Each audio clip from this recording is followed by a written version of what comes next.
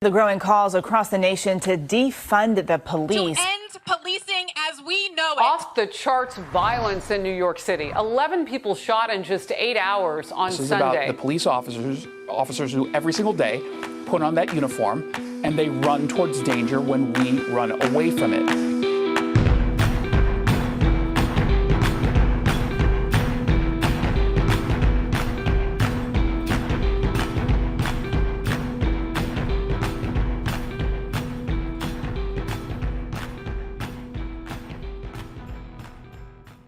Giddy up. No Still one not wants to unmuted. talk. Still not unmuted. Yes, had me you muted. are. No, I was not. I can- Look, I was looking at Jimmy. No, It I'm said saying I can on hear my you right phone. now. Now you can, but at the 17-second mark, still muted. Said guest has not, or host has not unmuted your mic. Big yellow. Should have taken I a picture. pressed the unmute button twice on your thing. Nope. Just 'cause Didn't I thought unmute. it was just you. Man, Did not maybe see it. Restream isn't for us. I don't know. Maybe. Two Maybe we have to technical switch the technical platform. problems back to back uses. I don't know. We may have to go back to the old StreamYard. I don't know what's going on. Guns I don't up, know. giddy up. Guns up, giddy up. That's right. Night shift, baby. Night shift. What is it all about? What's the difference between, our Friday show and the Tuesday show? Well, night shift is like, you remember, well, a lot of you are still on shift, but You were 4 seconds late. but you remember the nights on midnights where you would get together and you go car to car, or you all meet up in a parking lot or the back of the lot, whatever, and you just start smoking and joking, and the weirdest topics come up, the crazy stuff happens, and you're just smoking and joking, and it's kind of like an anything goes, and that's what night shift is about. It's not necessarily law enforcement related. It's just two former cops and a bunch of current cops in the chat and in their cars, in their patrol cars, enjoying their shift, getting a topic to talk about. And tonight we've got an interesting one. How are you, Eric? Good, man. I'm excited to talk about this tonight. I know nothing about flat earthers. I have never met one, nor have I ever had a discussion about flat earth. So this is all new to me tonight. Gonna learn a lot. A lot of people are excited about this one. I probably, we announced that we would be doing this tonight, and I think I got more messages from people about this episode, like coming into it, that they were intrigued because, first of all, it's like, I don't know, it's like catching a Sasquatch. Yeah. Being able to, a lot of people are like, wait, you're actually talking to someone that really thinks this? And I'm like, I think so. I think that's the plan. I left the house tonight to come to the studio. My wife said, "Oh, is tonight the flat earther guy tonight?" I said, "Yeah." And she goes, "Oh my gosh, this is actually the first episode I've actually been excited about." Thanks, honey. Huh. I Interesting. appreciate that. Way to word that. Kind of a I'll backhanded compliment. Yeah. Thank you for wording it that way. I'm just going to go ahead and blame it on her being extremely pregnant. Yeah, that's it. That's your fault. Or is it? I don't know. It's not my Lastro Lopez could be. It could have been around. It could That come sucker's going to come out with a mullet and drinking a beer. It could come out as a Lastro Lopez. It's already got a chew in. Yeah, start maybe a little snus packet or something. I don't know. We'll see. Anyway, guys, thank you so much for hanging out with us tonight. We hope to have a good conversation. Hope to have a good time. Drop your questions in the chat. The underpaid producer might be able to save some of them if we're not asking the kind of questions that you would want to ask or things that you're thinking about. Drop them in the chat. We'll try to get to them if we have time or whatever. But enjoy each other's company tonight. Get a drink. I'm on 75 hard still. I'm almost to the halfway point. So I got to finish another 28 ounces of water during the show to wrap up my gallon for the day. What do you got going on over there? I'm drinking a special session IPA by Trophy Brewing Company. I don't know if you can see it or not, but it has the pyramid with the all-seeing eye. It's got a couple of keys on it, all the Illuminati references. But I picked this beer because one, we're talking about flat Earth conspiracy stuff, but two, it says session IPA, but it's 5.2%. And if you know anything about beer, I don't think 5.2% counts as a session beer. Well, I do know, I'm familiar with the term session beer. Like, I understand the concept is that this is designed to drink in sequence. Like, you don't have to, like, especially if you had an IPA, like a session IPA, right? Is the whole concept is IPAs are stronger alcohol, so you can't have as many as you normally would because it's going to impair you faster or whatever else. So, well, back in Europe, like, you really had IPAs or porters. Those were like your two choices of beer back then. But during the big industrial movement, when they were during World War II and everything, and they had everybody working in factories to support the war effort, they weren't getting any time to themselves. So they would give them sessions to sit around and have a couple of beers. But all the beers were like 4% or low. They were called session beers. And so I don't think a session beer was ever supposed to go above 4.5%. And this one's at 5.2%. So a lot of conspiracy behind this beer. I think they're trying to get me drunk for the show. Well, let's hope not. Or you might need to be to comprehend the concept of a flat Earth. I don't know. We'll see. I'm interested to have because most of the time now, our guest tonight, his name's Aaron. We're going to bring him on after we hit our sponsors for the show. Aaron's like a normal dude, right? Like when you think about having a conversation with a flat earther, you're normally thinking like someone that definitely had like a little bit of a failure to launch as far as their relationship with their mom goes. Right. And it gets weird. It gets very difficult to communicate. And I think we're in for a treat in that Aaron really comes off, and I've been talking with him yesterday a little bit, today. He just seems like a nice, normal dude. You know what? You sound like Joe Biden trying to explain like black people, where he's like, I got a black fan here. He's real articulate, real smart, actually. Believe it or not, he's a real smart guy. I don't want to alienate the flat Earth community. I have a flat Earth friend now, so I'm in. I can even say demeaning jokes about flat earthers now because I have a flat Earth friend. So it's okay. a token flat Earth friend. I can't be biased against flat earthers because I've got a flat Earth friend. All right. That's how that works, right? Yeah, I guess that's how it works. All right, let's thank our sponsors real quick, and I want to say something before we dive into the sponsors. In that, think about this, guys. We are a pro-police podcast. Any company willing to promote themselves on this podcast and be associated with us is pretty cool, really, when you think about it, because that's such a really hot button topic, right? And especially when the main host says, "I got a real articulate flat Earth friend, real well spoken guy." Yeah, we don't make it easy for our sponsors, so when they do decide to say, "Hey, yeah, we'll sponsor that episode or that show," we are appreciative. And I think that it looks like, I don't know, you guys can't see Jimmy, but he is baby faced up. Was this a manscaped thing? Did you manscape your face? I am all man that is landscape. So he brought himself on. No. I think Elijah put him in there. I don't know, but either way, I brought him in, and then I maximized him so they could see his beautiful face. Beautiful baby face. He flies in and out every week because he's flying back and forth to Florida and doing other things. And so he uses my shower and bathroom oftentimes. And so I'm sure he must have used my Manscaped tools, I bet. Mm-hmm.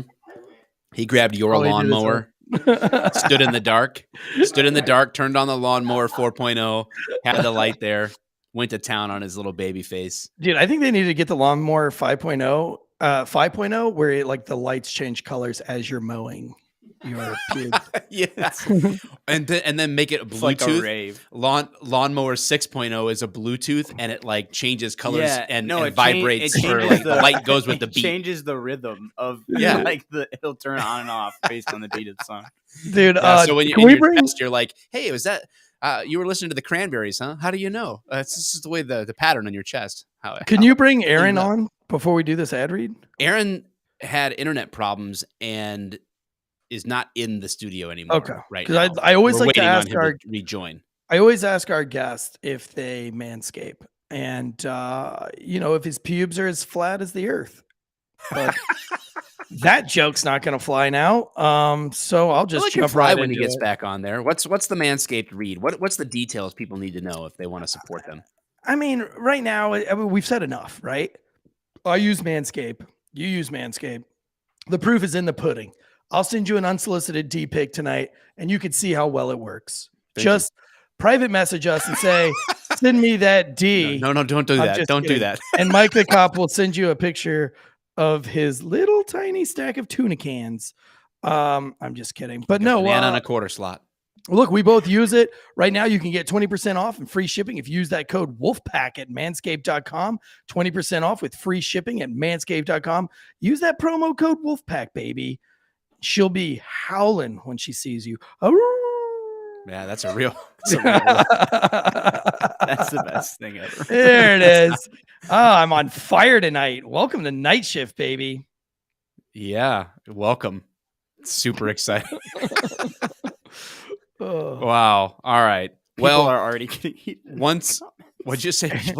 People are what in the comments? Already getting heated in the comments. People are arguing in the comments already. We haven't even started. I know. They're all gosh, they're all arguing about what shapes I have shaved into my pubes. Jimmy. Meanwhile, Jimmy is in the private chat we have we can see the YouTube chats, and we have a private chat going in the side, like for the producers. yeah. And the private chat has Jimmy doing a doctoral level thesis statement on session beer. And I'm so there's a lot going on right now. This is very, very much like night shift, a real night shift going on. Once you clean your scrotum, you can dab that bad boy on a ghost bed, though. Oh, do we have ghost bed for tonight? I don't know. Shit, we I got 'em sleep on a every night. ghost bed. It's legit. We can throw out the code. Use code Drinking Bros and save 30%. Get you a ghost bed, baby. If you're not sleeping on a ghost bed tonight, you're gonna need a ghost bed. You're gonna want to sleep flat tonight after this. You don't want to sleep on a sphere. You want to get flat. You want to get hard while staying flat.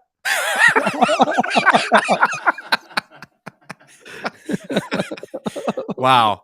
See, we just need to start our own marketing agency, man. Like, it's all we do. Well, we had this idea before, right? The ad read podcast, where it's like nothing but ad reads the whole time. You just get a product, you get a code, and you just mock the product and do random things and skits and whatever else with it. I don't know. It's going to be hard to talk about the flat Earth without Aaron in here, though. And I Aaron guess we're texting him. He had to reset his modem. all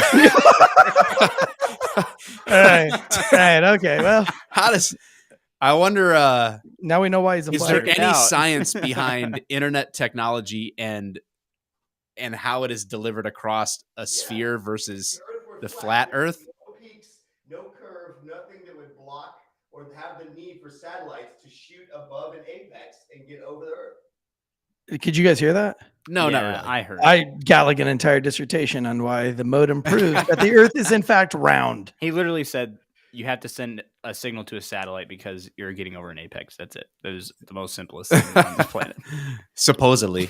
Maybe Supposedly. to a nerd like you, but The people in the comments say they would listen to that show, the Ad Read podcast.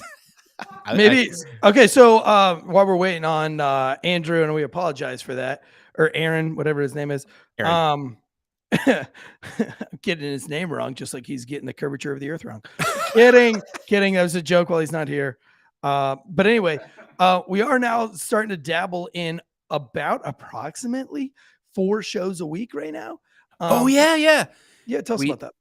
Well, we're just trying to add value, guys. So like our breakdowns are the biggest thing, and we're just to be clear right now, if you're watching this or if when you eventually listen, we are literally just killing time right now because Aaron disappeared off the face of the flat earth.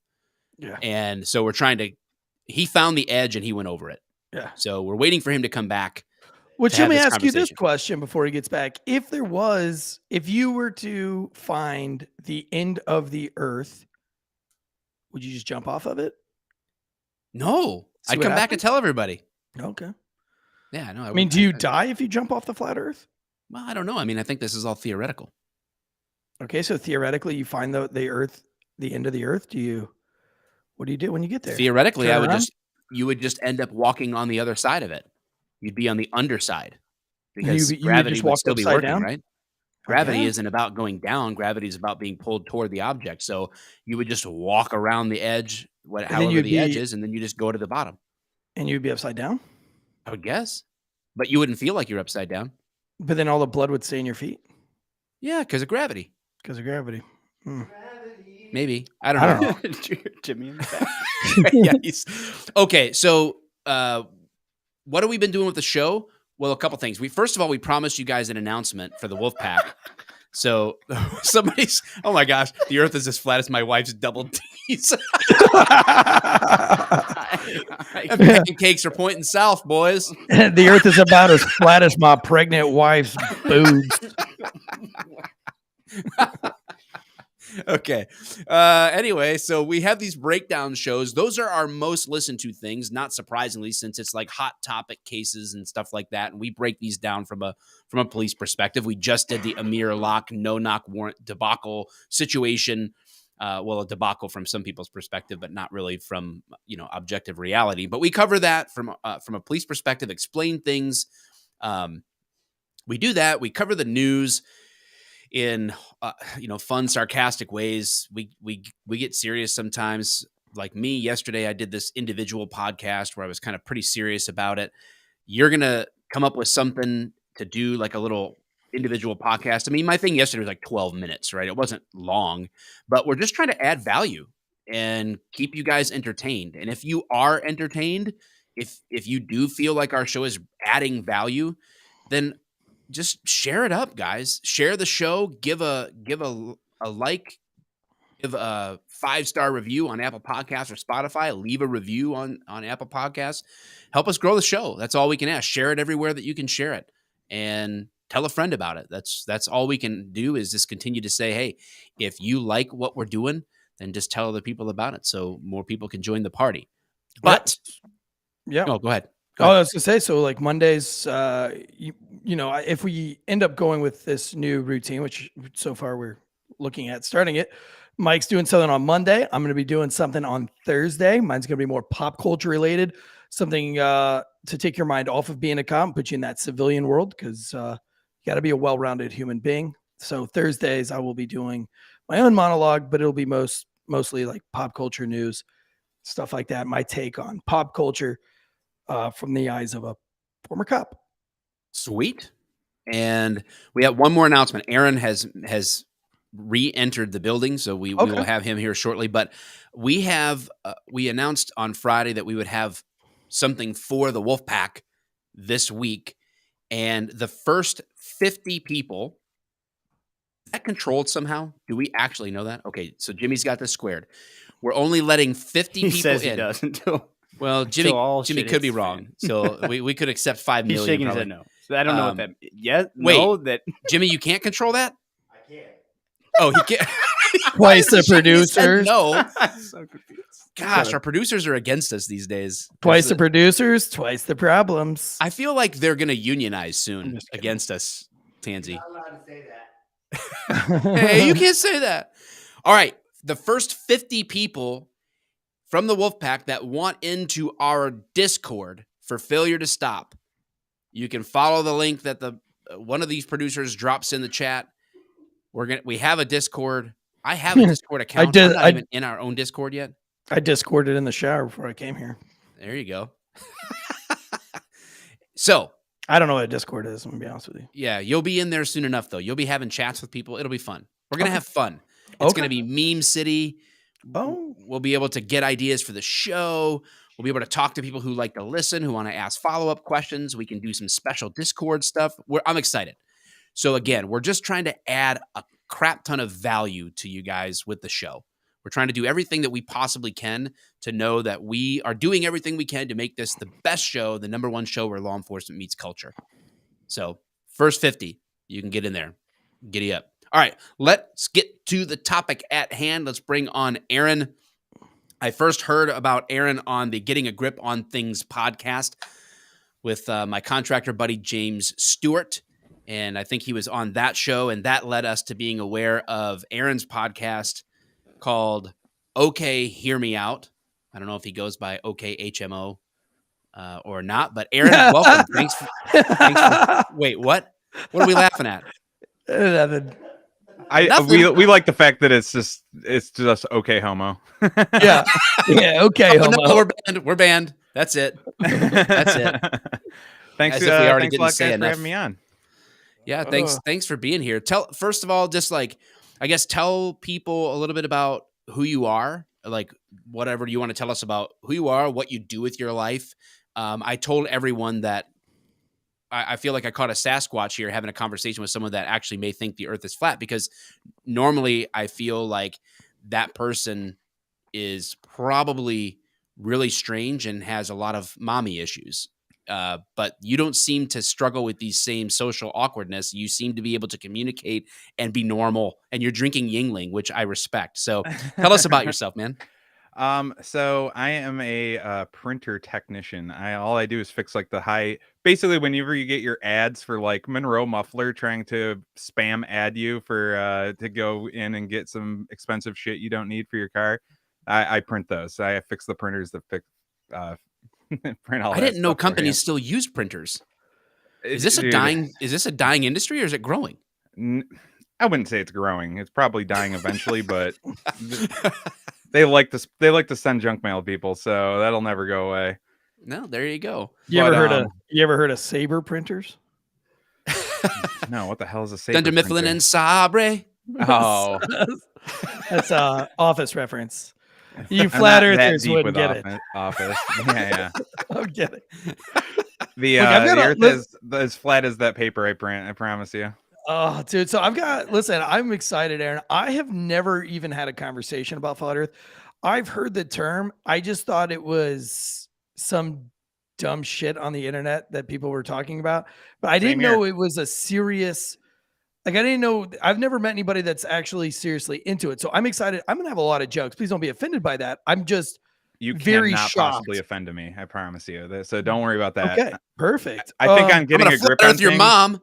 Did you have to like come out as a flat earther? Is it kind of like being gay?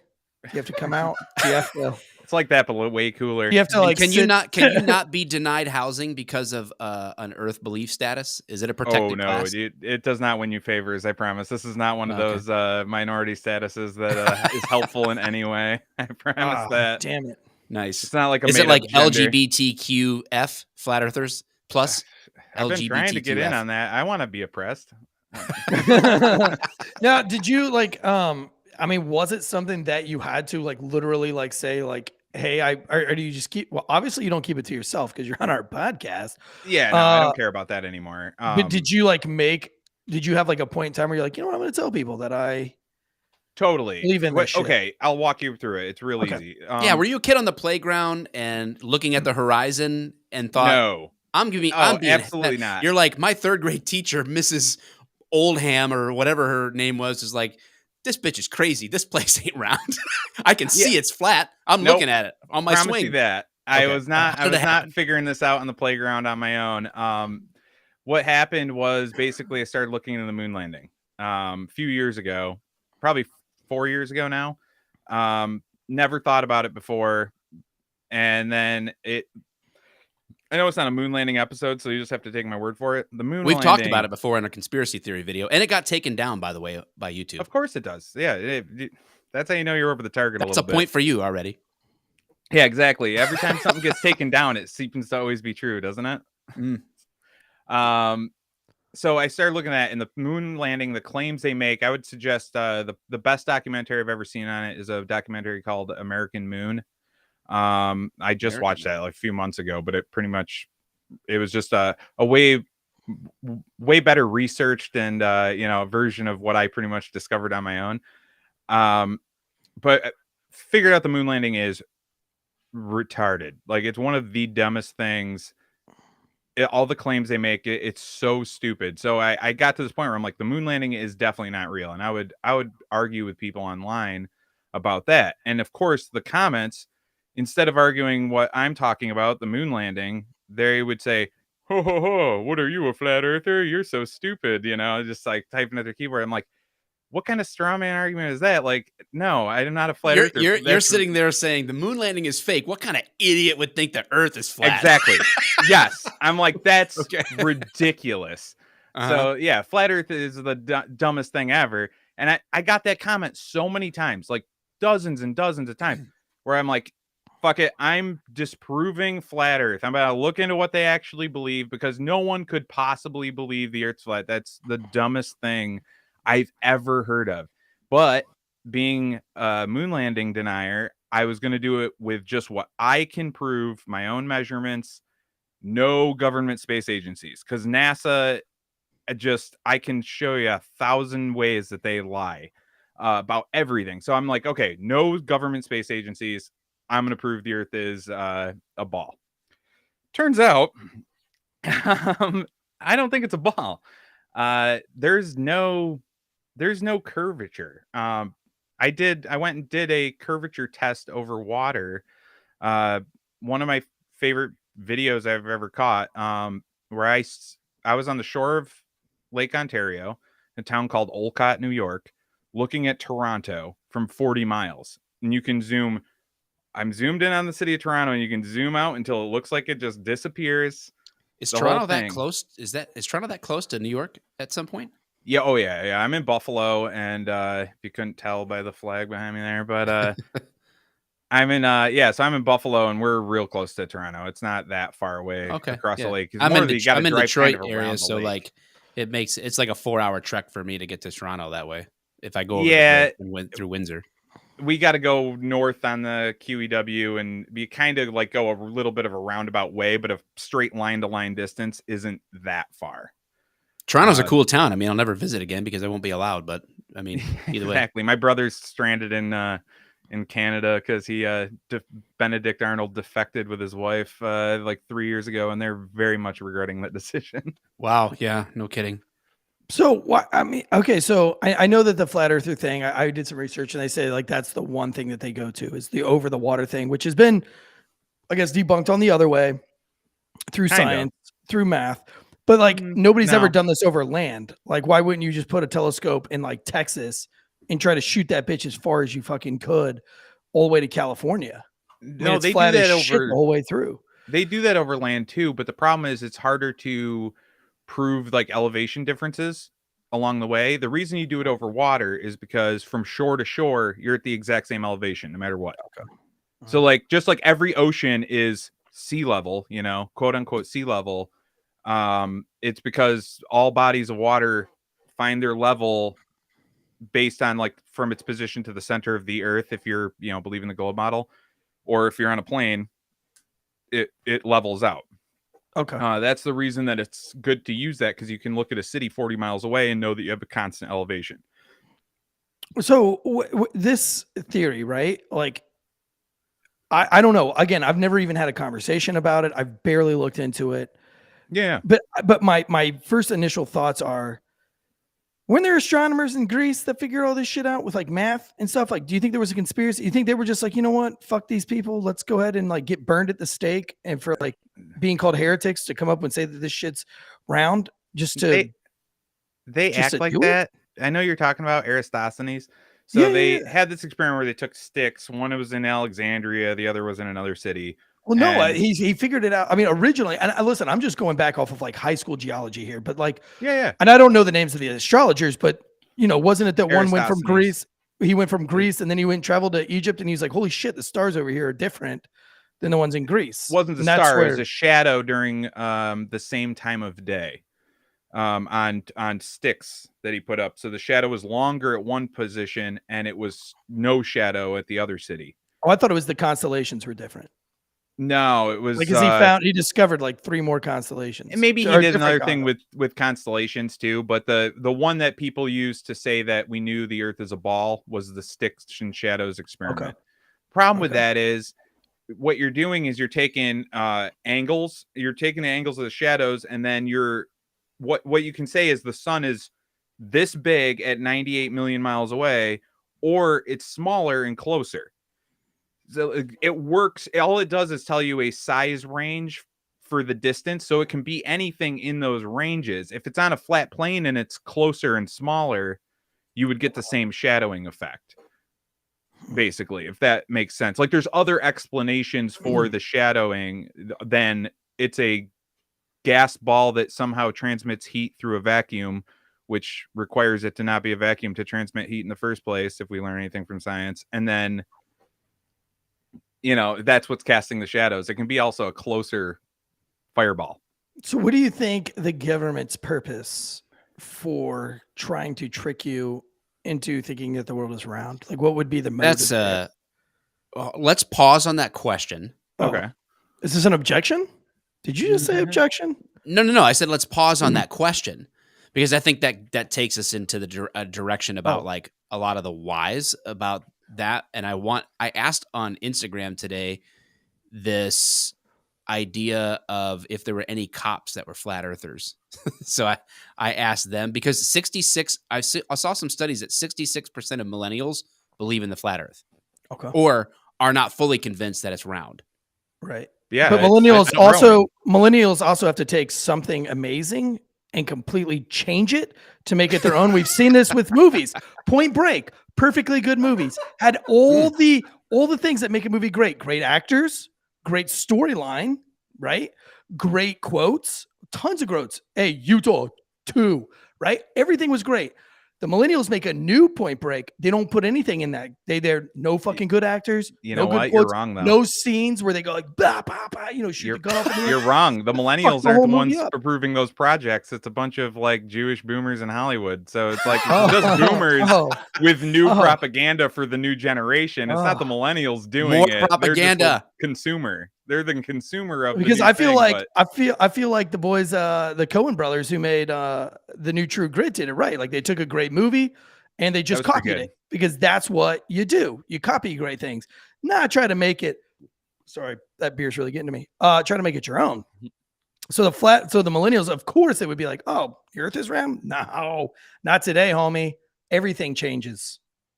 Honestly, what happens is technology catches up with some of the lies. Like, you go back in the day where, you go like, just show a 6-year-old the moon landing footage and just say, is this real or is this a movie? But they will fucking laugh out loud. Yeah, at how I stupid get it. is. I understand not believing the moon landing. I think I could show a 6-year-old just about anything on TV and they would say it's a movie. Well, no, my kids think everything's real. My kids we're still having debates on like if a zombie scratches you, do you turn into a zombie versus if it bites you? And I'm like, hey, shit's not real, homies. Like, relax. But anyway, but it's a really far stretch from the moon landing is fake, the Earth is flat. Oh, totally. No, it's huge. So I don't know if you guys can do clips on here, but I have that video of Toronto and it's kind of mind blowing if you do want to show it. I don't know what the ability. I don't know what the technical ability is for us to do that. The underpaid producer says he can. He did it on the other one, so I thought maybe he could do it. I knew it was the same guy. Yeah, out of the 19 responses that I got from cops asking if there's anybody that's a cop and a flat earther, 2 out of the 19 responses said yes. I don't know if they're serious or not. They didn't expand on it, but they answered in the affirmative. One person said just yep, and another person said 100%. So I'm like, oh, that's interesting. I've never met a cop that believed that there was a flat earth or whatever. What's great about those cops too? They 100% wouldn't be standing in line at the Canada thing, bashing protesters' heads in because they're probably base as fuck. So 100%. That I promise you. But you also want to know the good, what they kind of think. Though the people that are flat earthers, I promise you can trust those cops. Well, what about and I pulled up here, and when it's the right time to go through it, I and I want to get back to Eric's question, but I have like 7 ways to prove the Earth is round. I just want to throw I've not read this article, but I'll throw those out to you, and then you can answer them. But back to Eric's question, which I believe is something about why I guess I'll add to it too. Why does the flat Earth matter at all? And then what your reasoning is that it's something to do with the government. What do they have to gain? And Eric, you can finish your question. since 600 AD. Like, you know what I mean? It's because Not those that astronomers, because they were considered like what, heretics or whatever, heresy or whatever, where they were now fucking like a lot of crucified. that's horseshit. Like, because Copernicus, he was in the 1500s, and he didn't want his papers, he didn't want his books published until his death, and they weren't published until he died. Because he knew he would be ostracized for a heliocentric model. So it was, people believed in the flat Earth then. Galileo was excommunicated, right? No, the churches who pushed it. Did you know that? The Catholic churches who published all of his work. And they held off on it until he died because they loved it. Because the Catholic Church, I don't know, they have a lot of idolatry there. They might not be the most pinnacle of Christianity of all the churches, but that's a different topic. But they loved it. The church, that whole story of like the church ostracizing, that was Galileo, by the way. You're right. Galileo was the one I was referring to, because that was the one I was referring to. But Copernicus is the one that did the heliocentric model, and that didn't get published until the 1500s, and it was flat Earth was the main tenet, like as far as what the populace believed. Up until when was the point to where? What was the first scientific? Christopher Columbus. They were like, let's see if we can get community agreement, right? Because no, I mean, we're right. The reality is that like ancient civilizations believed the Earth was flat. I mean, that's pretty undeniable, right? Well, I don't think there ever was. There hasn't been a consensus. The biggest consensus is in our public schools once we started pushing that. If you look, there's newspaper articles, a bunch of different ones. Like one of my favorites was this one in England where in like 1914 they arrested a teacher for teaching the satanic heliocentric model instead of the flat Earth model, and that was like a paper in like 1913 or something. Like, so it was taught in schools that the Earth was flat through the early parts of the 20th century. In a lot of places. So at some point, this script was flipped before to where it was the round earthers that were the ones that would have been on an 18th century podcast. Like, what's wrong with you? Exactly. Okay, we didn't explore Antarctica until 1954. So we didn't even go around the southern point. It was less than 100 years ago that we went around the ball. We circumnavigate east-west tens of thousands of times a day. We never circumnavigate north-south. Never. No planes go over the South Pole. The Antarctica below the 60th parallel is the largest no-fly zone in the world.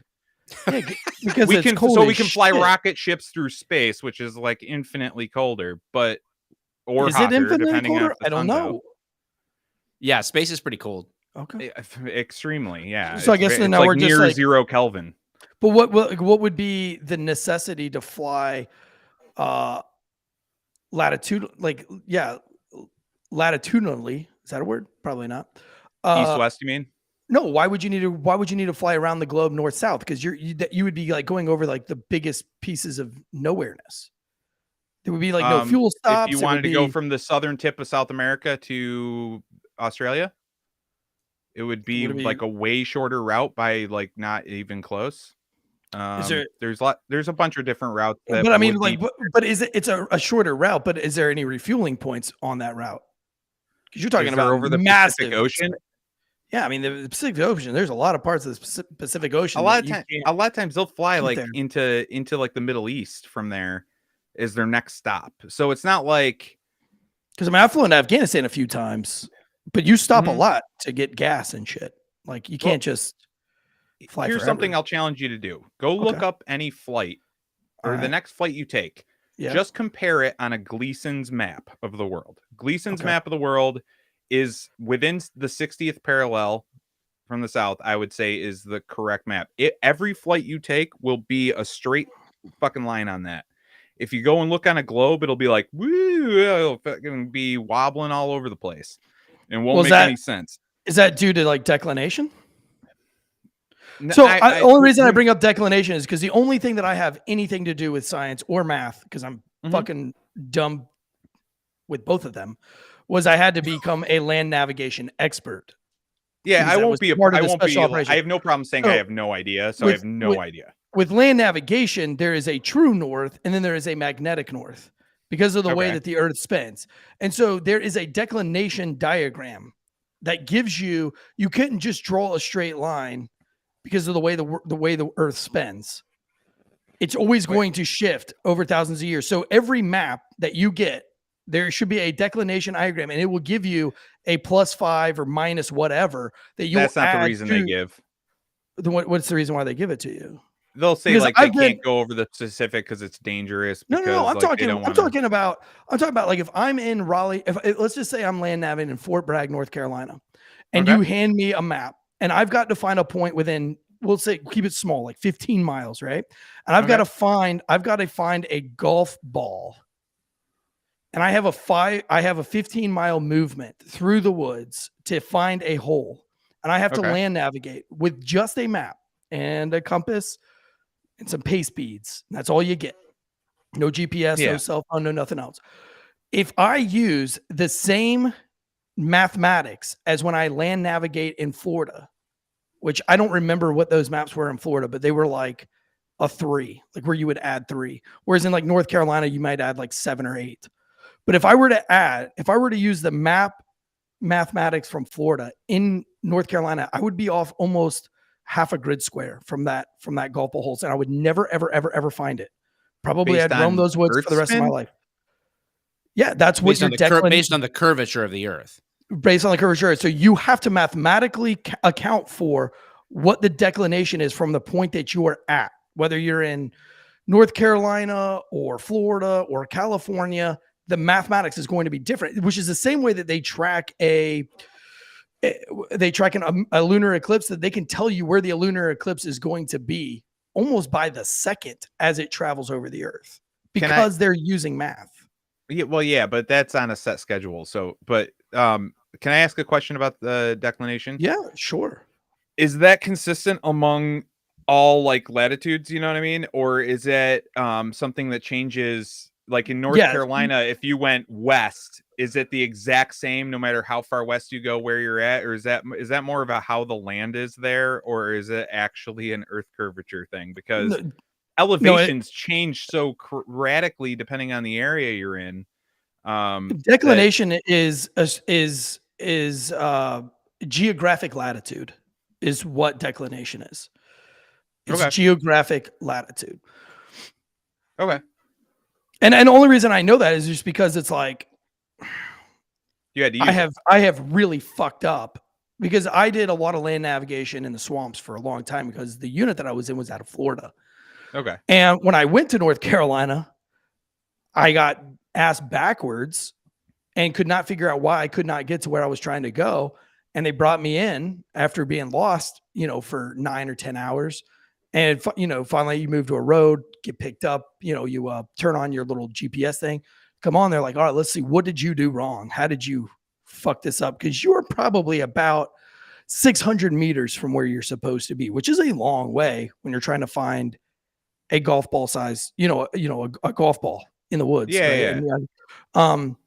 And so they'll be like, oh, well, what was your declination? Or like, what was your, what did you add for your declination? And I'd be like, oh, like, 0.7 or whatever it is in Florida. And they're like, yo, no, you're in North Carolina. It's +5 here. And you're like, and oh, that, shit. I don't know. I've never had to do that. So like that's just my thing, is just like mathematically. I just can't imagine that's the only factor. You know what I'm saying? That when you're doing that, trying to find, exactly. That's but like if you went to sniper school, they talk about the curvature of the Earth and the way that the Earth spins versus the way that your bullet travels. Okay, and that's not just something a bunch of snipers. I know. Hold on, let me make one point about Coriolis effect. Okay. Every time I hear a sniper say that you know what they never say, even though this is a thing, they never go, oh, this is the equation I use, even though they use that equation apparently in active combat in the field. They never tell you what the equation for Coriolis effect is at any. They're not going like, oh, I'm at exactly this longitude, latitude. Here's my fucking TI-81 that I pulled out of my, knapsack, and am now shooting this bullet 3 degrees to the left because of the spin of the Earth. So like Coriolis effect affecting a sniper bullet, but not affecting an airplane like landing is kind of a ridiculous claim in my opinion. And I've had lots of snipers tell me, we just point at the target and shoot, dude. And we take into consideration like wind and bullet drop for distance. Sure. Wind and distance. Like, yeah, it seems like there'd be a huge difference. Again, I'm not a scientist. I'm here for just the interestingness of this whole conversation. But yeah, but correct me if I'm wrong, and I wouldn't even begin to know the scientific proper terms for this stuff. But an airplane is under propulsion, whereas once a bullet is fired, it's going to have a decreasing amount of kinetic energy as it moves because it was fired initially from its chamber with the powder, and then it's going to lose energy by default as it goes. That's why it's only going to go so far at some point. Yeah.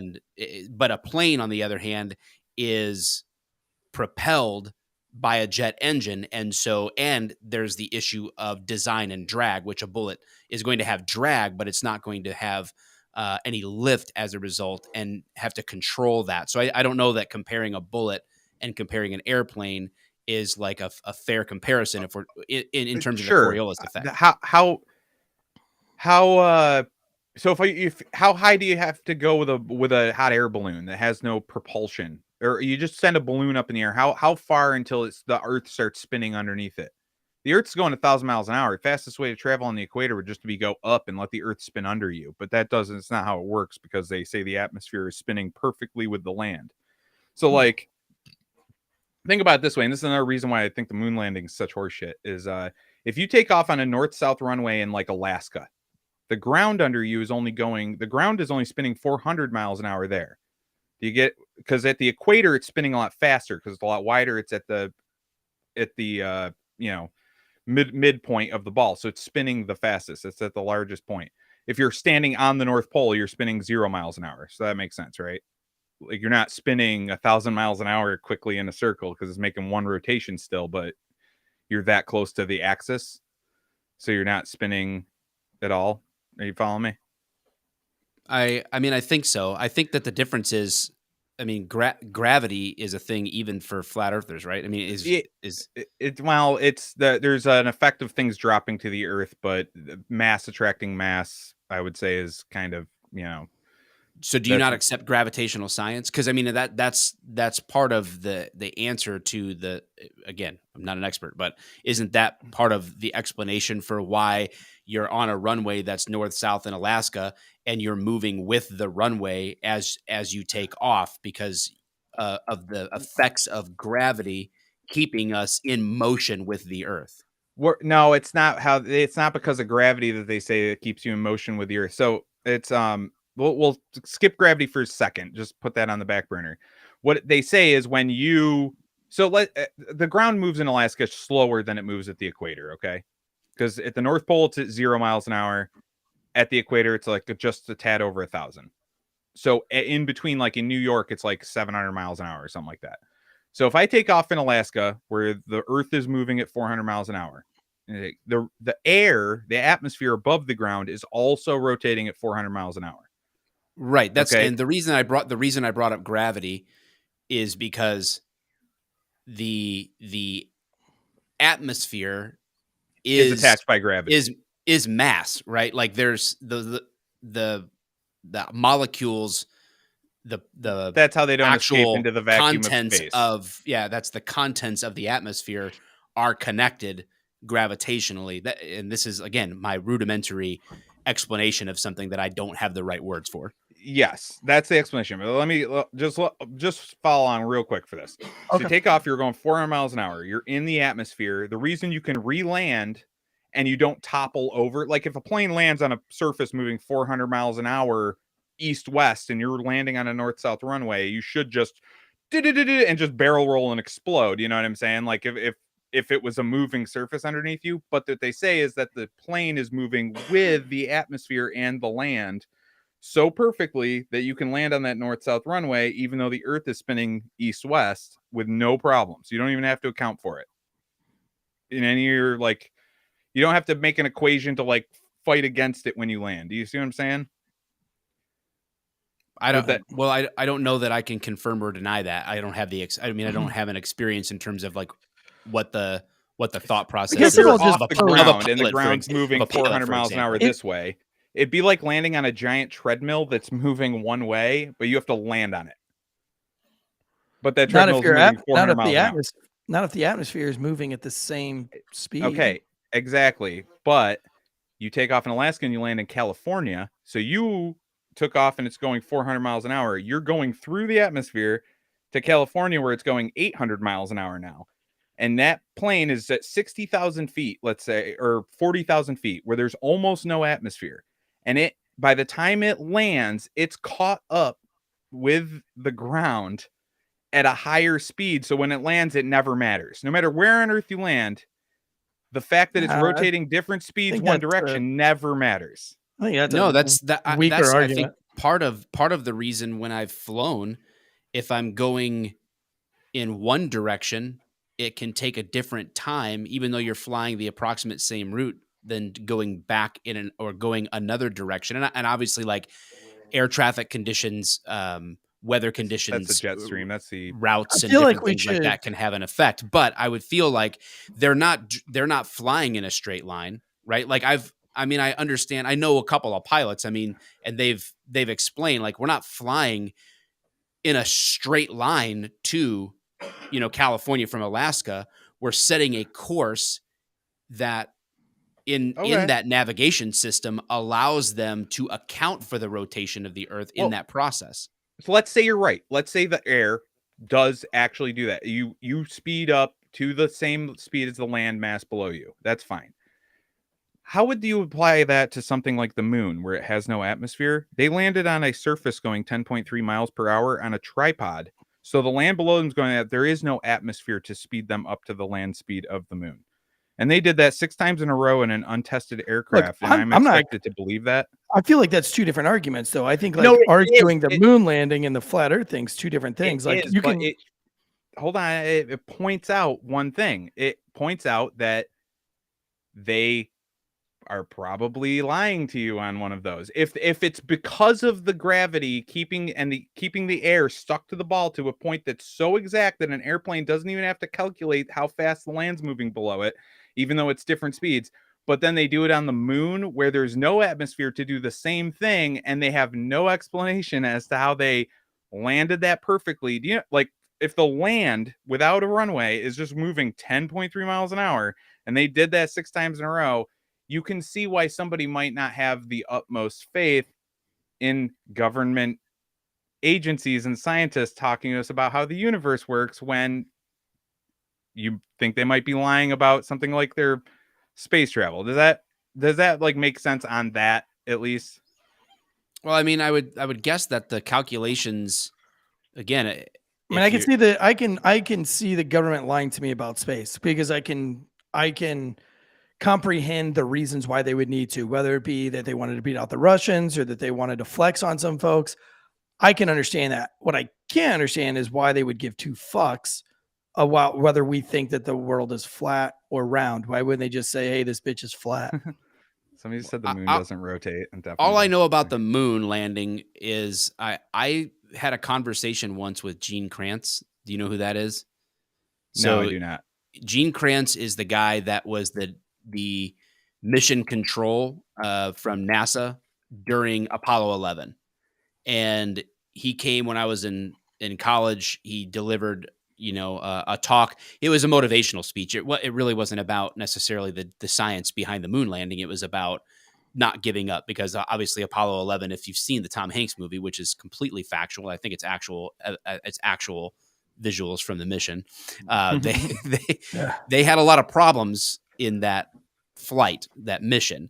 And so that was what the speech is about. However, there was conversations, right? Open conversation afterwards, having this talk with them. And one of the things that was coming up in a small group of us having this conversation was the amount of technology. We have these graphing calculators, right? The TI-83s or TI-86s graphing calculators, and there's more computing power in that than the computers that were used to try to kind of navigate this, according to them, right? But the whole concept is the speed, the motion of the moon, and the strength of gravitational orbit, the speeds necessary to overcome gravity and time the arrival to another object in space is what they're talking about. So I don't think it's quite as simple as just saying how to, well, is the moon not moving? I mean, I think that they're using the same science that is used to demonstrate a round Earth, a spherical Earth, and the motion of the Earth would be the same science that's being applied to landing on the moon as it is landing a plane in California. It's not, because you don't have to adjust for it on Earth, according to them, but you would have to for the moon, because the atmosphere is the reason you don't have to adjust for it. But okay, can we go back to why though? That's really, I mean, yeah. I don't want to argue with you whether it's flat or not, because look, I mean, I could care less. I really arguments on really not the most concrete things. Sure.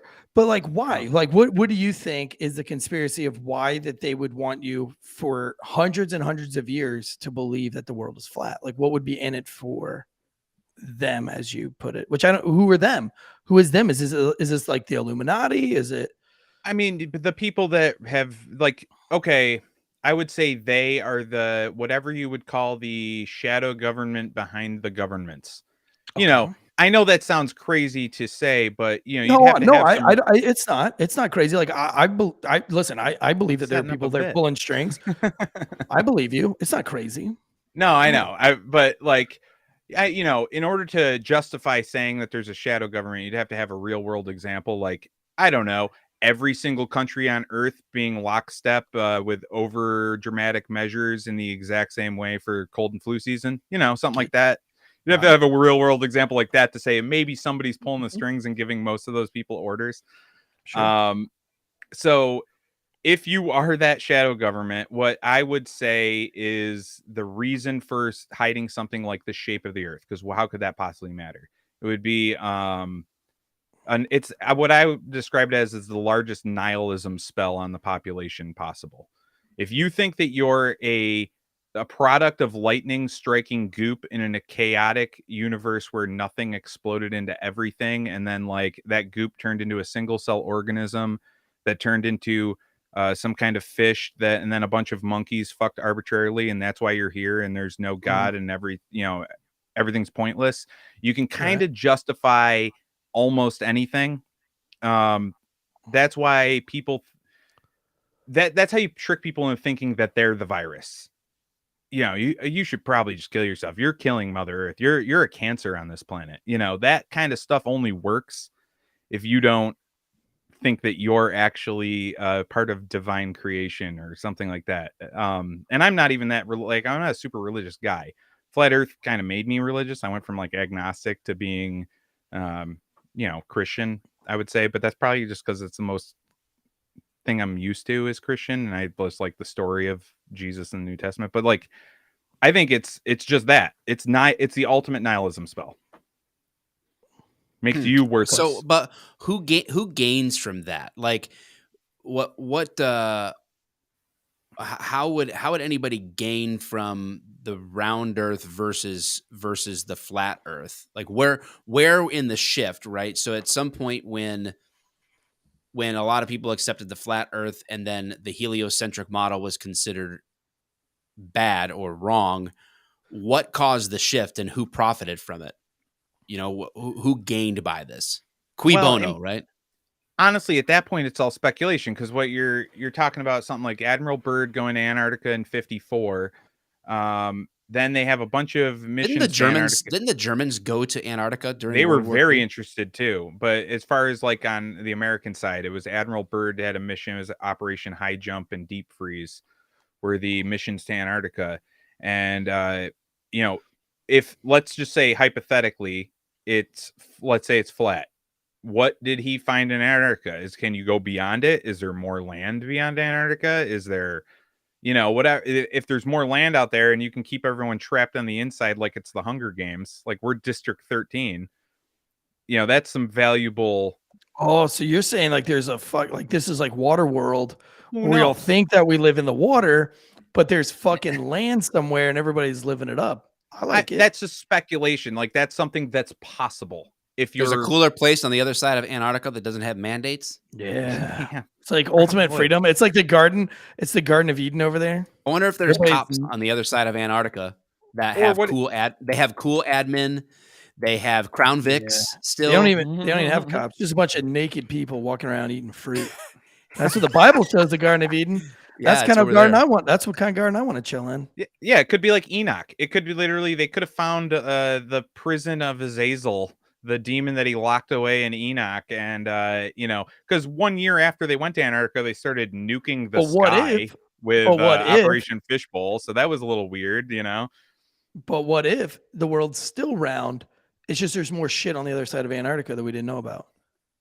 Huh? It could be a gigantic Could ball. be. Could be a big fucking ball. But listen, I was in Afghanistan. I had this really big, awesome debate with my interpreter. I was really into surfing. I grew up surfing. I grew up on the ocean, and I surfed almost every day of my life when I was a young kid. And so I had lots of surfing magazines and surf videos while I was in Afghanistan. YouTube didn't exist yet, so you couldn't just YouTube surf videos like you can now. You had to bring the old DVDs with you. And I showed it to him, and he said, "Wow, what a crazy river." And I said, "No, that's the ocean." And then he came in to say, the ocean doesn't exist. And that's just something that Western culture tries to put on us to make us convinced that make we're us all separated. No, that by- we're missing something better. Right. That we're separated by large like bodies of water. That's not true. Everything is connected. And I was like, oh, no. I worked on a deep sea fishing boat. I used to The ocean exists. we used to go out forever, and he was thoroughly, but there was nothing. And so we actually took a trip into his like OG village, and because I guess there was some smart guy there that through interpretation, this guy tried to break down why the ocean isn't real. And all I could do was laugh because I was like, bitch, I've been on it. All right. Okay. You know what? Get the video up there of the thing I take, because I'm not basing this off of a fucking jungle shaman saying that the ocean's not real. Jungle shaman. Well, it's Hey, not. No, Let's look at this video. This Okay. is from. Here for 1 second at the tower. By 1,000 feet of curve. If you Said can do pause that it. for everybody. Can you hear him? I can't. Sorry. Oh, okay. Yeah. Sorry. If you can just back it up to where I can see the CN tower. All right. So now, there we go. See that bottom white line of that observation deck? Yes. That is at 1,000 feet right there. Now, the You're Earth- saying that the height of the observation deck it's is the bottom. 1,000 The feet. bottom part is 1,000 feet. The top of the spire is like 1,800 something. Okay. Now, this you can look up on any Earth curve calculator, any at all. If anywhere's, that's not a flat Earth thing. This is just because of the dimensions of a ball with the 24,000 mile, slightly over diameter, or not diameter, circumference. You should, at 1 foot off the water, which is where I'm at 40 miles. The city of Toronto is physically 1,000 feet below me. Okay. You follow me? That is the 1,000 foot mark right there at that tower.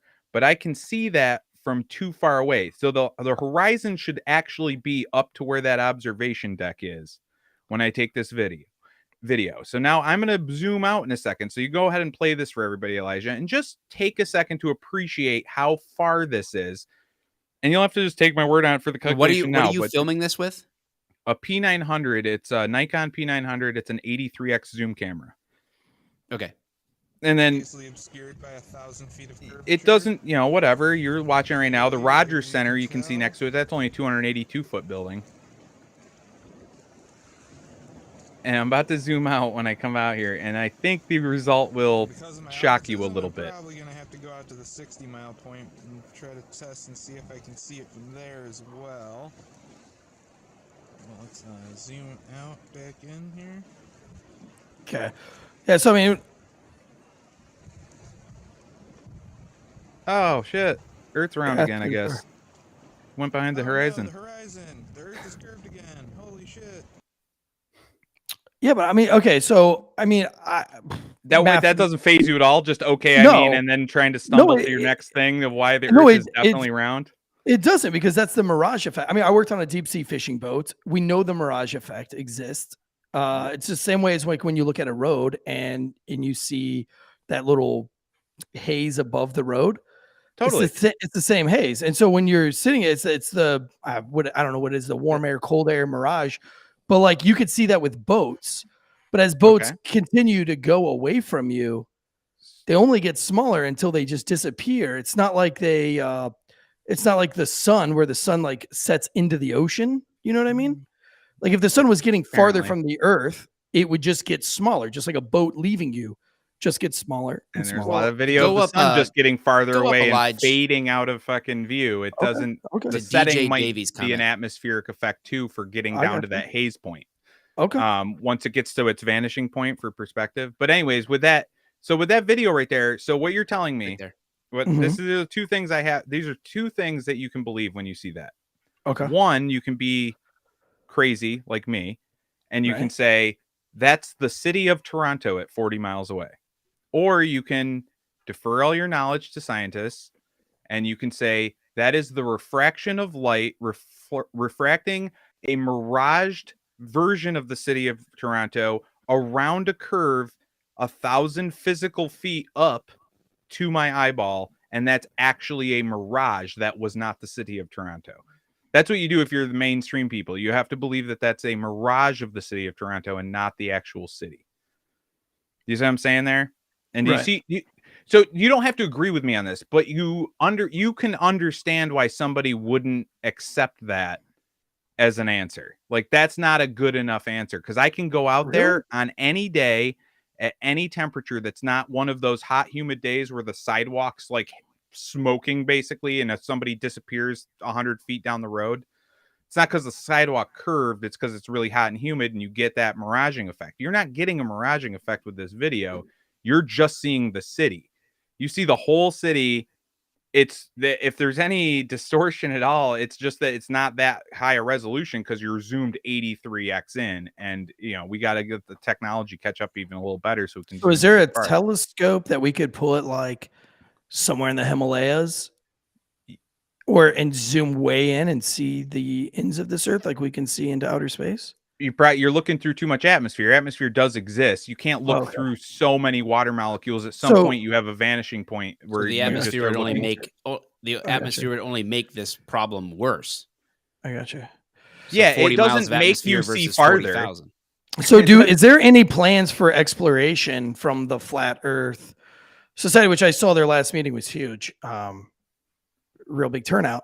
Maybe it was for COVID, but. Is there any exploration that like somebody's like, because I feel like if this was something I truly believed in, I'm a doer.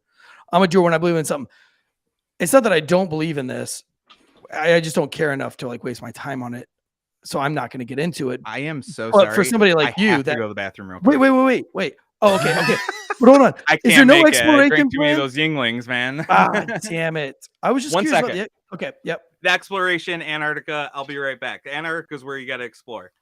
Oh, DJ Davies, go back to that comment. I found this is interesting because he said 28 years working in mapping, charting, and geodesy, planning cruise missiles and ICMB strikes, planning transcontinental missions, and flown around the globe many times. It's actually a globe, right? I don't. Shut up, DJ Davies, you idiot. What do you know? I'm just kidding. I don't know anything. Obviously, I think we're giving Aaron a fair opportunity to explain what he's talking about. And I would be offended if it's flat. Like would I be mad that somebody didn't tell me sooner? I wouldn't be offended. I just don't like. I feel like we're going to ask if you guys have any questions. We've given Aaron plenty of runway to take off from, to navigate his argument. We haven't really given too much pushback. We're asking questions. We're obviously keeping it very friendly and respectful. But if you have questions based on what Aaron has said, or specifically this video that he took on his camera about from Buffalo area, I can't remember the exact geographic location he said he was at, to Toronto. If you have some scientific pushback on that, an explanation on that, happy to drop it in the comments. I'm going to actually do what Aaron just did. And I'm going to use the restroom real quick, but we've got some. Drop those questions in, the good ones. I have one burning question that I'm going to ask before this is all over if somebody else doesn't ask it. But go to the pinned messages. Can you see those, Tansy? What? Can you see the screen No, right now? he He can't see see that. it. Okay, so let me ask the first question. And I then just keep saying that Jordan Sellers is gay. He's put that in the chat maybe 100 times already. Yeah, and he says that my poor wife, because I'm bald and you wear a lot of makeup. He's just an interesting character. I've never put on makeup. Well, unless you think that camouflage face paint is makeup. I was going to say, wait, there shouldn't be an unless. No, I did. Unless. I did wear makeup. Dude, your chat has been insane. It's just like boomers freaking out. This guy's retarded. The moon doesn't rotate, and it's like it literally does. People are freaking out. All right, it's here's funny. It's huge. Okay, so let me ask my question. Wait, are we going to ask the listener questions? Oh, we are, but he said he was coming back. I am gonna come back. All right, you ask your question. I hope it's good. I'm gonna miss it. Go ahead. You ask your question. I'm gonna ask mine. Then we'll do all the listeners. In the day of men, fucking explorers, Vikings, Christopher Columbus, the Spanish, whatever. Like they explored shit, right? Like if they had this burning question in their brain, like, can we get to China if we sail this way? We can, but we ran to the United States first, which is how we were discovered. Like, where is that age of exploration now? Like, if there's a bunch of dudes and respectively girls who think that the world is flat, why are we not saddling up these boats and setting sail for the ends of the world? Just like we did, just like our forefathers and our ancestors. That one's did. very easy to answer. Okay. So in 1958, 4 years after Admiral Byrd's expeditions to Antarctica, we all signed the Antarctic Treaty, which barred the independent exploration of Antarctica. On a flat Earth map, if you use the Gleason's map, that would be the edge. That's the whole, every direction south is Antarctica. And you're not allowed to go there. Actually, you're not allowed to go below the 60th parallel, which is about 1,000 miles away from Antarctica. Why? Now, because the USSR, the Soviet Union, during the Cold War, and the United States got together with 6 other countries at the time, and now is up to like 60 something or 80 something that have signed it, and decided that in order to preserve the natural habitat of Antarctica and to save the penguins, no one can go to Antarctica. That's real. It's the largest no-fly zone in the world. You cannot go. If you go below the 60th parallel, there's tons of examples of explorers that try to get turned around immediately. And I just saw a video of these Australian fishermen that were going down, and literally a destroyer chases them down and is like, go north. You are not allowed in this area. You cannot go independently explore. You will be met with military resistance, literally. I feel like if it's that big, I feel like if Mexicans can cross our tiny little border at will and get around all of our military men, that some brave there's probably ways to get around it, it. I would say, but it wouldn't be not dangerous. Let's put it that way. It's been not. Yeah, but I mean, that's what exploring's all about, baby. Getting dangerous. I think those dudes that explored Mammoth Cave for the first time gave a shit about safety. A lot of those explorers you mentioned were very government backed and funded, just so you know. Right. So there is a lot of funding that goes along with that. There's not too many millionaires that are ready to risk their lives going to Antarctica because they're literally not allowed to and will get turned around. What do you think about like Bezos? I mean, what do you think about all those guys going to space? Elon Musk. Oh my God. They went 60 miles, which isn't even as high as the highest amateur rocket, which is 73 miles. It's that, yeah, that's not space. What about the guy from Red Bull that jumped out of the balloon? That one's hilarious because they Felix Baumgartner, I don't remember how high he was exactly, but if you look, the footage is the fisheye lens, so you see this curved Earth, but you look and it's just like planet New Mexico, because like the whole thing's New Mexico. Like it's not a real. You're not seeing curvature from that high. You even see like Neil deGrasse Tyson be like, "You're not seeing the curvature of the Earth from this high off of this globe." Like it's that whole thing isn't. You're not seeing curvature of the Earth when you're looking at that. Look at high altitude weather balloon footage that doesn't use like a fisheye lens. And So you think Red Bull was like, fuck these flat earthers, let's use fish islands to really they do it. throw I don't know everybody why off? they do it, but every time they get up there, they use the fucking cameras. It's like they use the cameras from all the music videos in the 90s. Like they just use like the fisheye swirl effect lenses, and that's what GoPros have on them to begin with. It's the wide angle lenses, and it adds a curve to the ends of the video.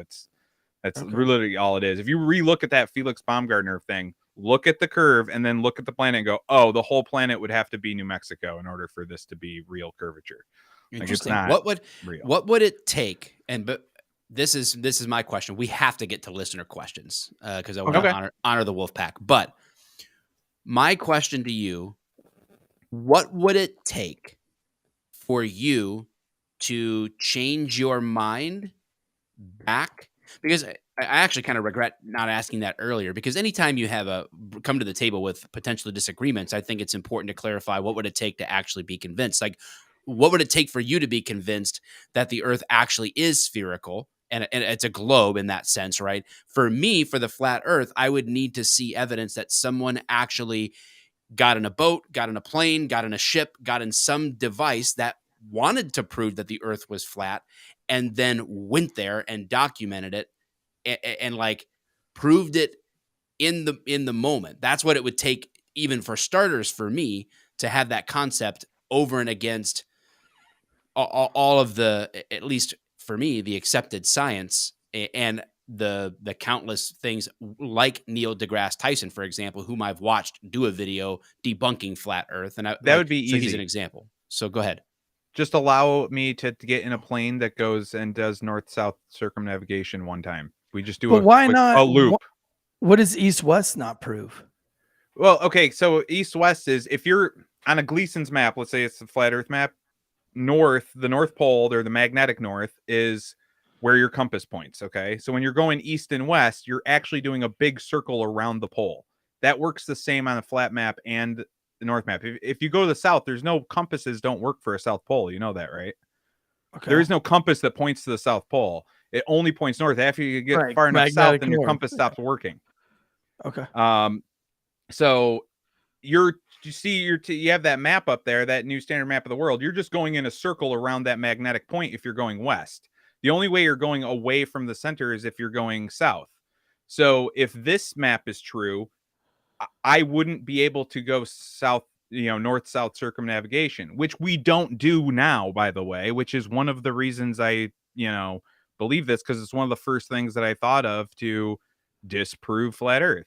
So let me get in one plane to make one trip around the world. I can do it east-west. They'll let me I can buy a ticket to Singapore right now and then fucking head back and do a whole east-west. Can you do it one way? Without any stops? But I'm saying east-west. Can you do east-west with one stop? Yeah, you can do that with the one stop. It works on both models. Really? Without having to refuel?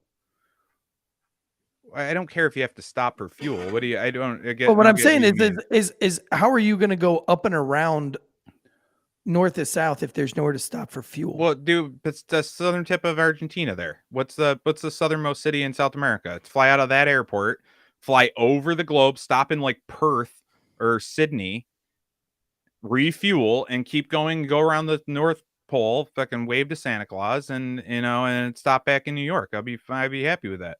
I mean, that'd be great.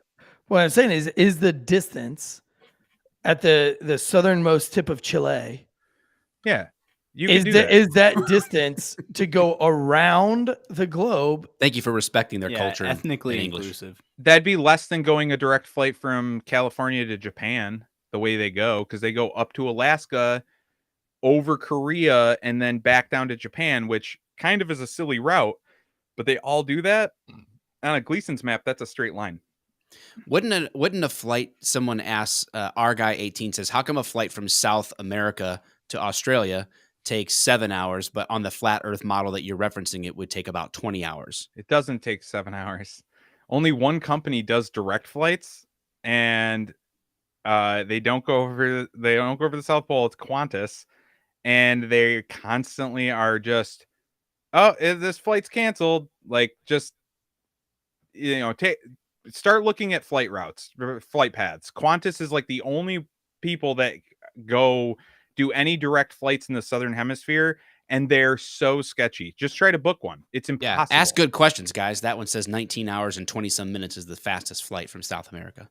I'd have to look into that. Let's go to the other would listener make more questions. sense, wouldn't it? When but if you could fly over the South Pole, if the South Pole is real, if you could fly over the South Pole, you could do it a lot quicker. Yes, you could probably do it in like 10 hours. But they don't go that way. Let me fly down through some of these. Monday Hopscotch says, if someone from England can get to Japan by flying east, and I can get to Japan from LA by flying west, where's the edge? Pull up that Gleason's map again, Elijah. There's not an edge. You're going from let's say that he's in England, so England's there, and he goes to Japan, which is that little red spot by Asia. Do you see what I'm saying? You're going. Yeah, I bet if you wanted to go west, you can do it. But I bet when they fly, they don't go west. I bet they go over Russia there. They go from England straight over Russia, right to Japan. That's how the flight. I swear to you, every northern flight will make sense on that map. Will not make sense on the globe. They do not do it by going east-west directly. It will always make sense on that Gleason's map. And how did Gleason make a map? That was a map that was made in like the 60s, I want to say. I don't know exactly when they made the Gleason's map, but yeah, that map is very accurate within the 60th parallel, I would say. Okay, keep cruising through these. I haven't seen. They really haven't. Because what I'm looking at like right now. Go to Ashley Michelle's comment then, because I know that she asked one. On this Gleason's map, if you're looking at the North Pole on the Gleason's map, if you're looking at the furthest tip of Alaska, and you wanted to go still like keep going north, dude, you're talking a massive fucking amount of water before you ever get to like New Zealand or anything. Like you would have to have a gas stop somewhere. That's probably why they don't go to the map. What are you talking about? Like because you said go north, and that's towards the center. Alaska is already almost at the tip of the north, so you're gonna go north across the center point of the Pacific Ocean. No, that's not the Pacific Ocean. You're going. You don't go near the Pacific Ocean. What would be massive is if you went a nonstop flight from South America to Australia. But if the globe was true, you'd go from that southern tip of the South America and you go right over the South Pole to Australia. It would be like 2 seconds. It would be so much closer, and they never do it. It's weird, man. Like I don't claim to know everything, but I know that I can see too far, and that all flights make sense within the 60th parallel of the Gleason's map and don't make sense on a globe. And I know that the government is full of shit all the time, like literally always. So has the Flat Earth, so this is the next question, has the Flat Earth group, and I don't know if she means like the Flat Earth Society proper or just any group. Bullshit. Flat Earth Society is like disinformation. I'm not even kidding. I don't know a single Flat Earther, and all the conventions I've been to that's part of the Flat Earth Society. Anything Flat Earth Society, they just say the dumbest shit. They say like the Earth is floating upwards 10 meters. What is there was a Netflix documentary with a guy. I don't know if that was part of the Flat Earth Society or not, but no. Can you put that question back up? Because I didn't even read it. The one that I had up the there? one that was up there that I didn't finish reading. You did? I didn't finish reading it. Has the Flat Earth group petitioned the government for permission to attempt to cross Antarctica? Has there been formal requests made that have been denied in keeping with the idea that the government is trying to keep this from us, or a shadow government is trying to keep the information? I will be the first to tell you, no idea. Dude, I'm like trying to like scrounge money for a house. You know what I mean? Like, I don't know about people's legal battles with Antarctica exploration. Yeah, I mean, I want to see some like real conviction. I want to see some real like Christopher Columbus, like bravery, courage, where it's like, you know what, bitch, I'm gonna fucking sail around this thing. I'm gonna do it, and they do it. Like, what was that guy? What was that guy that risked everything, that got on that little raft that he made to disprove science, to say that like you can sail from like Peru to like, I don't know, it was like New Zealand or whatever. What was that guy? And he been on the, how to do it was like 190 days or something like that. Kon-Tiki. Look that up. Watch that. It's a true story, by the way. Is it possible? I have a question. Is it possible for somebody to get the permits to launch a rocket, like not like a rocket that a person's in, but a rocket or a balloon that'll go up and then come back down? Yeah, like could we do that? I I wonder don't what know that if is. that would 'Cause be illegal technically or not, because it is still a I no-fly bet zone. you. But I bet you if you could figure out a zone, because it probably wouldn't be that Well, expensive. I can't imagine why all the people that do it's not like it's a small amount of people probably when you think about it that think the earth is flat. I mean, there's some no, major not at people all. that I know, like Eddie Bravo. He's a major figure inside the martial arts community, and he believes the earth is flat. He thinks the moon landing's fake. So it's not like it's totally unheard of, but all of these people with all this, how can they not, how could they, if they're that passionate about what they believe to be true, how is it that all this time they haven't pooled their resources together in some sense and freaking gotten on a boat and gone to Antarctica, Mike, and like demonstrated this? I don't know. Mike, a small fringe minority of 90,000 donors can't get money to truckers.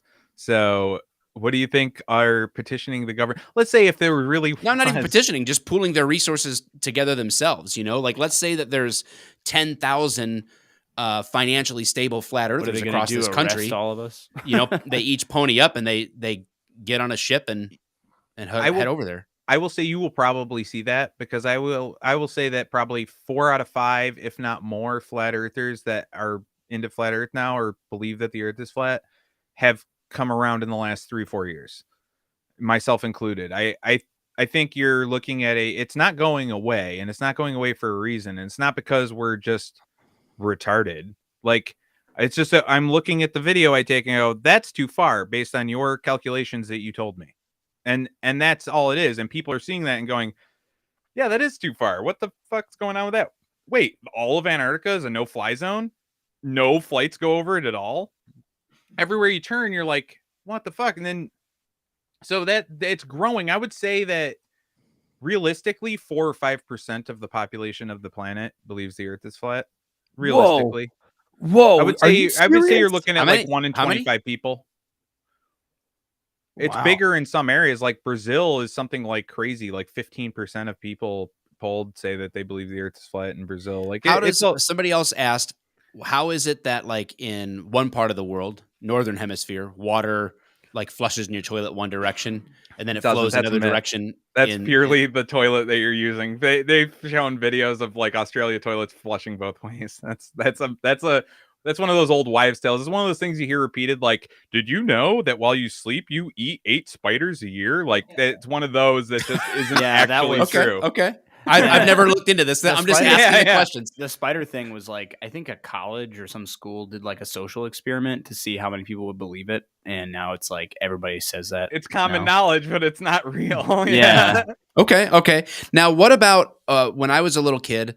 I was on vacation, my family with another family. This dude was really into like stargazing, astronomy type stuff. Had one of those, you know, at the time when I would go get a telescope, or if any of my friends had a telescope, we're talking like a 1999 Toys R Us telescope that you know you could barely see your neighbor, let alone anything in the outer realm. But he had like this really nice telescope thing that he set up. And not only did I look at the moon, but we actually were able to distinguish Saturn was visible at the time at different points. Knowing this guy, we looked at Mars and Venus at different points in the sky, different things like that over the times. And what's happening where I can see spherical shapes out there to prevent me from assuming logically that I'm looking from a spherical shape from another heavenly body.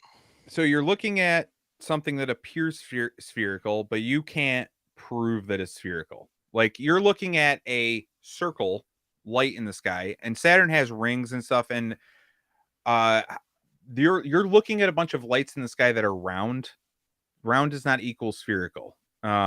And so would that be similar to looking at Toronto that from a distance and having a distorted view of how that appears in Toronto as it is when I look in a telescope and see a spatial body?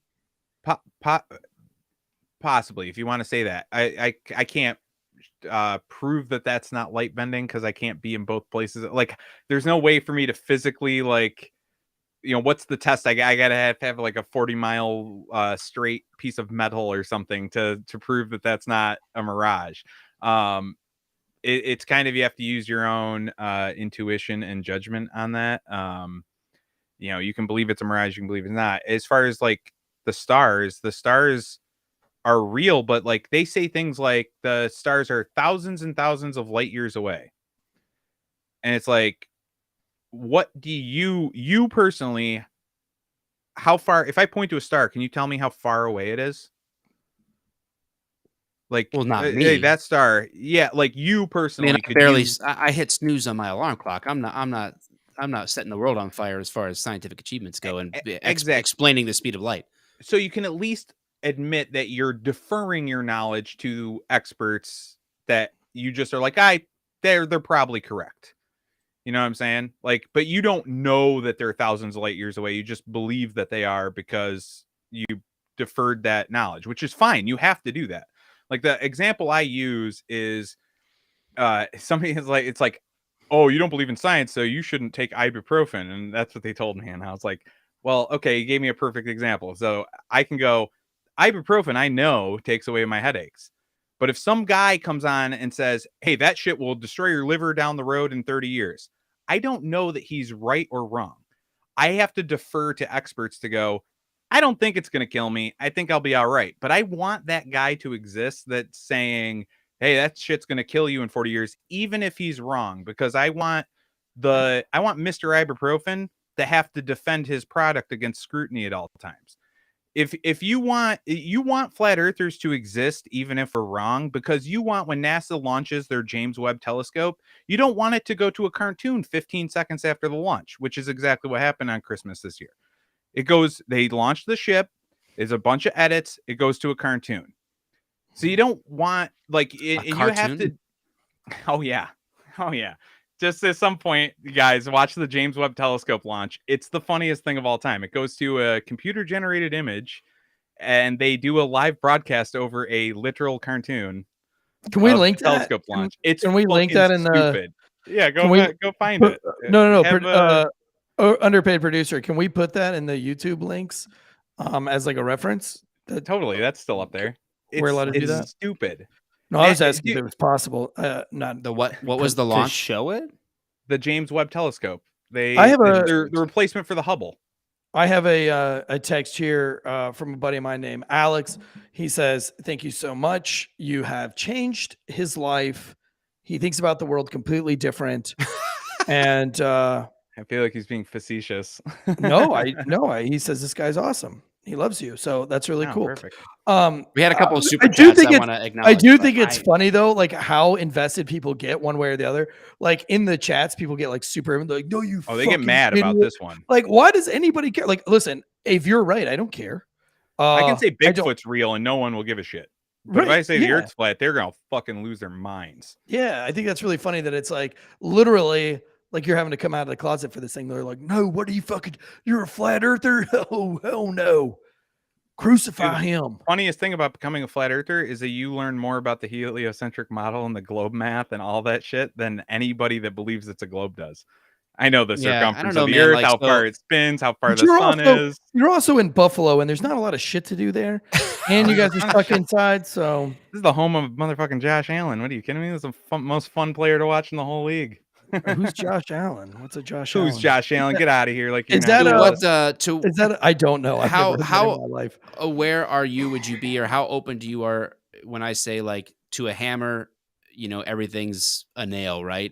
So, how much confirmation bias do you think you may be employing when, like the rocket thing? Because I'm thinking about like the number of times I've watched a space shuttle launch or different rockets launch, and I mean, like we have some camera technology, but they don't have a chase rocket following it into orbit or whatever else. So, I mean, like, is that just potentially confirmation bias on your part to say, well, look, they cut to a cartoon, therefore this is further evidence of conspiracy to keep us from the truth? I didn't say that was evidence. What I was saying is that if they have to keep proving better that they're actually doing the shit that they're getting $63 million a day to do, you would hope that there's enough criticism of them that they give you better evidence of what they're actually doing. That's what you want. You want science to be under scrutiny at all times. Yeah. That's what makes it science.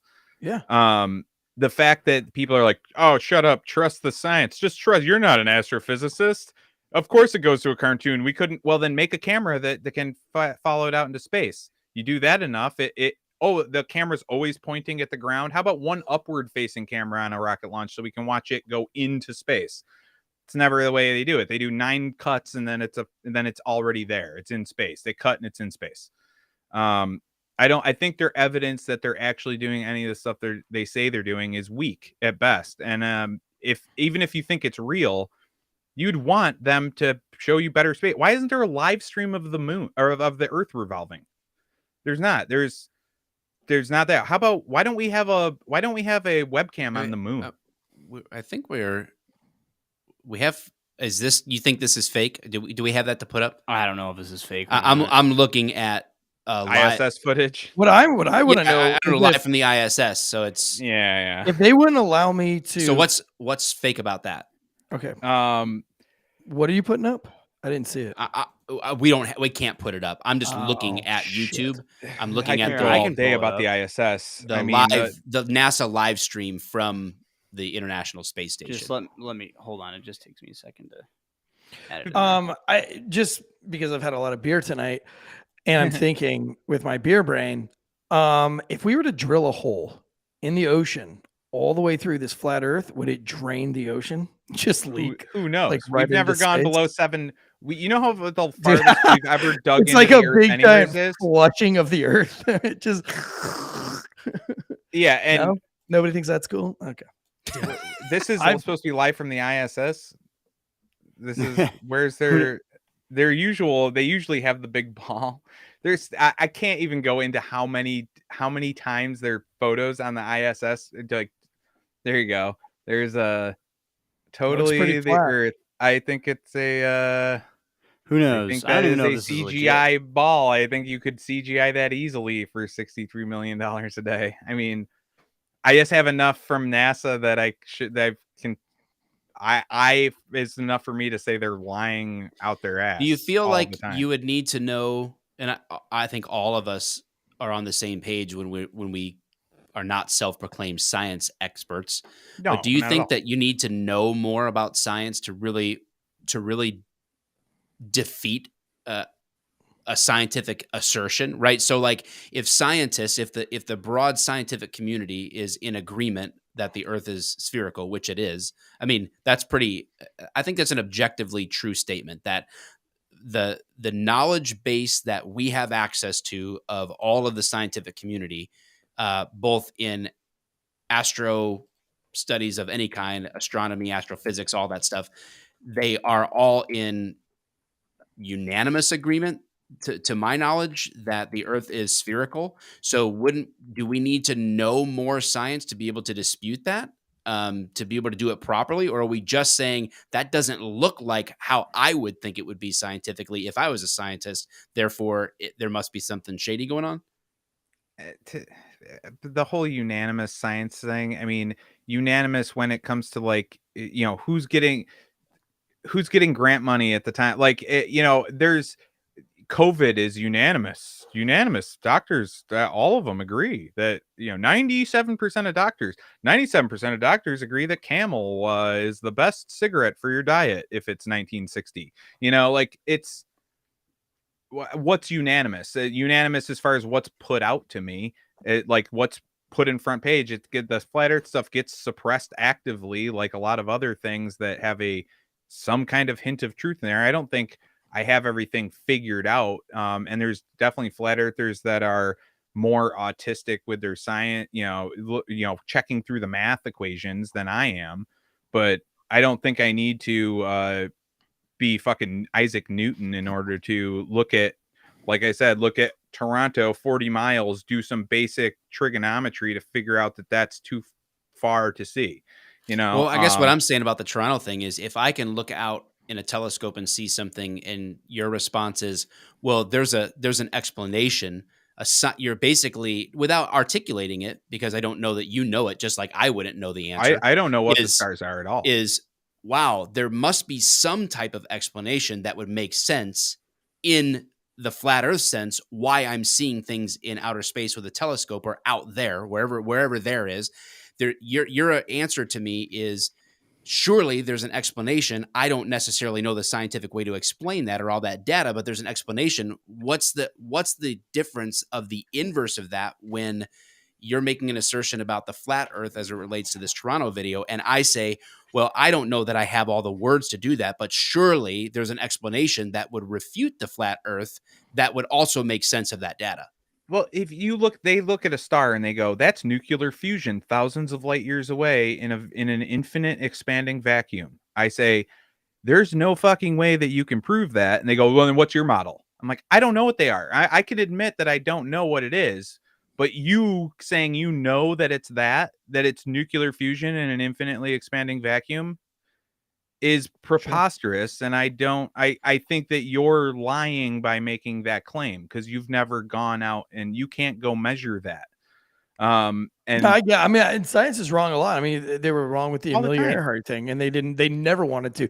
The Kon-Tiki thing, they were completely wrong about the Kon-Tiki thing until he proved it wrong. But that was literally some dude getting on a raft and doing it. And that's what I say is these flat earthers, if they really want to, they really want to prove themselves, one of you guys is going to have to pony up and go Oregon Trail on this motherfucker. And somebody probably will, to be honest. It's and I saw in the comments how many that times somebody in already 2010 did you hear about flat Earth? You know what I mean? I don't know. It's fairly new as far as its growth. Somebody said in the chats that it's not illegal to fly over Antarctica, and that somebody from Oregon was the first person to do it. I don't know. Totally.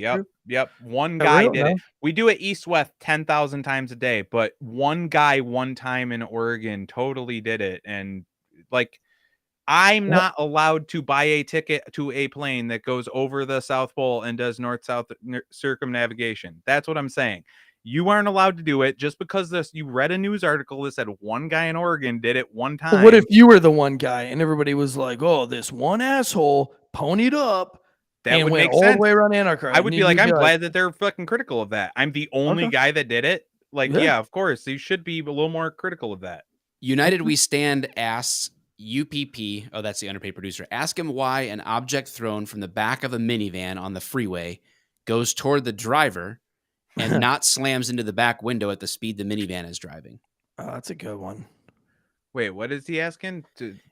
Why an object from the back of a minivan on the freeway, let's call it a tennis ball, I guess. Like if you throw it towards the driver, it keeps going towards the driver. While you're driving 80 miles an hour down the freeway, you throw that ball at your dad's back of his head because you're not there yet, and it hits his head instead of falling backwards into the back window of the minivan. Because it's the inertia of the object. You do have that. Like we don't disregard science. I know the popular belief is that we do. And they say that's, accounts for why you don't feel the earth moving. It's like you take a fighter jet and you can go the speed of fucking sound forward. Now try banking and going in 4 different directions. Like while you're doing that, we're in an elliptical orbit, which means we change speed. We never feel a speed change. You ever notice that? We never feel a speed change on Earth, even though we're on an ellipse, which means you have to feel a speed change. We actually do have speed changes in our orbit because of the ellipse. But so there is inertia, but like, that's the same reason that we're like, why is it if you take a plane and you go 600 miles an hour away from the spin of the earth, do you never start breaking out of that inertia? You go 600 miles an hour west, you never break out of the inertia of the spin of the earth. You just keep going 600 miles an hour against the jet stream. You actually end up going a little slower, but the earth should be spinning past you way faster eventually, but you never break out of that inertia. So it's not just inertia that determines that kind of stuff. Like we understand that if you're in a car or a moving train, you can jump and land because you're going the speed of the train. Like we do understand basic things like that. So I I don't know what we all believe the same thing on that, I guess. Inertia. What is Mac the Knife exclamation pointing the super chats? Did we miss him or something? Mac the Knife, did we miss Dude, you that in the was super like chats? half an hour ago, and he Oh. was just spamming it. Oh. Yeah, I kept saying no because it throws off the flow of the podcast. Someone wants to know if you can question explain time zones as it relates to the flat Earth theory. I mean, it would be the sun's going around. I am so sorry to do this, guys. I have to piss again so bad. I drank too much coffee. It's fine. Look, I mean, we've ran it up. I mean, it's yeah. We'll be right back. Right back. We'll wrap it up and say goodbye to him when he gets back. Is there any other? I mean, is there any outstanding questions? So here's my theory though on this whole thing. Not to shit on Aaron or anything, but like I think Antarctica and the South Pole. I think it's just a big, vast chunk of fucking ice and rock with nothing out there. And nobody wants to waste their time on that bullshit. You don't want to fly around it. You don't want to fly through it. You don't fly with it. I don't think that the Garden of Eden is on the other side of Antarctica. It's just me. They say online that. Online, they say that you can fly over it for like what, $4,000? No, people do it, but you can't go straight the way he's saying. Right. And have enough distance for a plane. Yeah. To be able to refuel. Yeah, there's just not enough distance to fly over it straight without refueling, but you can fly over it for $4,000. I'm looking at a flight right now. Nice. Yeah. I mean, I'm ready to disprove this shit. Look, I'm a freaking. I think it'd be I'm a lot Viking cheaper. explorer. I think it'd be a lot cheaper Except I to hate, send something into space with a camera attached to it and a GPS on it. And when the GPS, when it falls back down, you just take the footage out and look at it. I actually heard that my wife was live streaming it, so I heard you talking shit about me on Antarctica there, guys. I did not talk any shit. No one talks shit about you. No, I know. I think it's just I just think it's just a big block of ice that nobody wants to go to. But how about this for the flat That's earthers? why you have every country on Earth sign a treaty to make it a no-fly zone, because it's such a useless rock that no one's allowed to go to it. That totally checks out. That's what usually the government does for useless things. I don't know. Like I mean, kind of makes sense to me. It's like there's nothing out there but death and danger.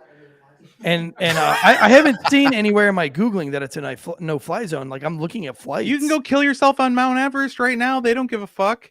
You can go out to a death dangerous spot and go die immediately. They don't care. But the penguins in the South Pole, oh God. I'm looking at flights right now to Antarctica. Try to book. Are you talking about the guided tours to Antarctica? Because you get to go to 1%. You go there. You have a guided tour. I'm talking about independent exploration or flying over the South Pole. Take a direct flight from the southern tip of South America to Australia and go over the South Pole. It won't happen. I'm literally reading right now that it's too far to fly straight over it. There's no refueling points, so you would not be able to do that. We don't have a plane that can go 12 hours without refueling. Like it happens all the time. We fly that distance all the time without refueling. What about the Challenger mission? That one's ridiculous, dude. So that exploded. Every single person there has a doppelganger. The black dude and the Asian dude have an identical twin that didn't speak at either of their funerals and just exist now. Everybody else has like Judith Resner, or whatever her name is, the teacher, they talked about there's Krista McAuliffe. Oh, Krista McAuliffe. Judith Redner is a different lady on that mission, though. Krista McAuliffe is like a professor at Syracuse. There's like a bunch of professor positions. Dude, look it up. It's crazy. The one guy with there's guys with like weird eyes that they all have a doppelganger. They're all just alive. They weren't on that shit at all. That is one of the biggest false flags ever. Is that where Malaysia flight, whatever? You think that one disappeared? Just flew off the. I have no idea about that. Remember that what happened with it? I remember it, but I didn't ever look into it. There was like a bunch of the Malaysia flights. When there were a bunch of like big tech dudes that were trying to sign a deal with the Rothschilds or something. I don't know. That was a cool conspiracy theory as well. I remember reading about that when we did our conspiracy theory episode. But anyway, man, it's been a blast, dude. I had fun. I really didn't even know that this shit was that thought out. I never thought that was real at all. I've never met somebody that thought that the Earth was flat. So it's the first time. There's more than you think, and they just don't say it because it takes you a while to come out. It's 2022. Come on out. Yeah, it's one of those things where you're like, once you finally start entertaining it, it takes you 2 years to just keep pouring over it because you're like, am I retarded? Like, I must be retarded to think that this is possible. Right, and but you it's have not- to go through that for a while. Like, I want to think say you- one thing. Oh. Sure. Trillion has been asking for the longest time. I wasn't really able to listen because I'm Dude, our chat has been it's off the nuts. hook tonight, so it's been crazy. But basically, their question was like, what about the families of the people of the Challenger? Like, if they actually died, what was to gain by the Challenger exploding in that case? Citizens can never go to space, and they got to make one of their missions fail occasionally so that they can be like, yep, we don't just nail it 6 times in a row all during the Nixon administration. Once in a while we blow one up, and don't worry about it. Keep sending us that $60 million a day. So are you saying that they purposely killed the family? Is that what you think? No, Or, I like, don't the think those in people there? died on that at all. I don't think 'cause anyone died This on person's that saying rocket. that they know somebody who lost family on that. Sure. So that's I bet they do. Like, sorry, I just don't. One anonymous internet message is not like I know. No, I'm just saying like, they've how dare asked you? like a million times. So what would it take for you to believe that the Challenger, that the people really did die on the Challenger? Oh my god! I mean, I don't know, to not have you have 2 identical twins on the 7-man crew that never spoke publicly after their family died, even though they interviewed a bunch of the family right after the disaster, that are just the guys. Like, there's too much with it. I'd have to trust NASA. I can't imagine what would have to happen for me to trust NASA. I mean, NASA's a bunch of like Nazis anyway, right? Like in real started deal by shit. Werner von Braun, and high-ranking SS officer or scientist.